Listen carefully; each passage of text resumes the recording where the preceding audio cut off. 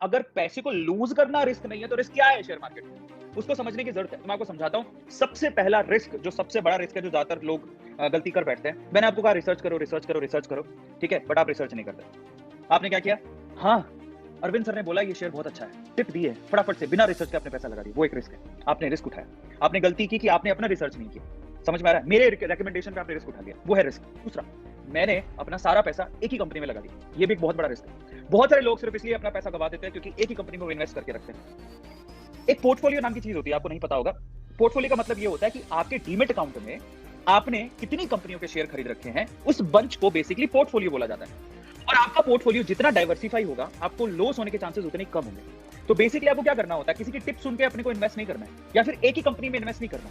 हमें अपने पोर्टफोलियो को, जिसमें मैं इन्वेस्ट कर रहा हूं, मुझे डाइवर्सिफाई करना है। मुझे एक ही कंपनी में पैसा नहीं लगाना, या एक ही सेक्टर में पैसा नहीं लगाना। समस्या क्या होती है?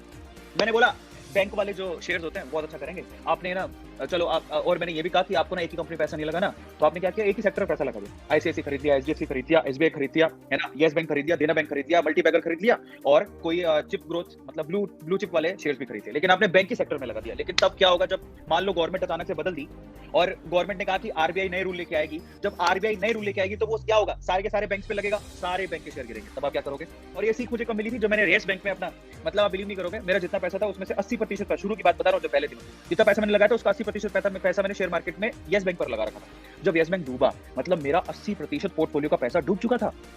मैंने वहां से क्या सीखा? मैं भागा नहीं। मैंने वहां से ये सीखा कि पहली बात तो अब ये जो लॉस हो गया, जो हो गया, सबसे पहले तो एक ही कंपनी में पैसा कभी मत लगाओ। आपको क्या करना है, थोड़े बैंकिंग सेक्टर के शेयर ले लिए अच्छे, थोड़े एफएमसीजी सेक्टर के शेयर ले लिए, थोड़े ऑटो सेक्टर के शेयर ले लिए। समझ रहा है इसका मतलब क्या हुआ?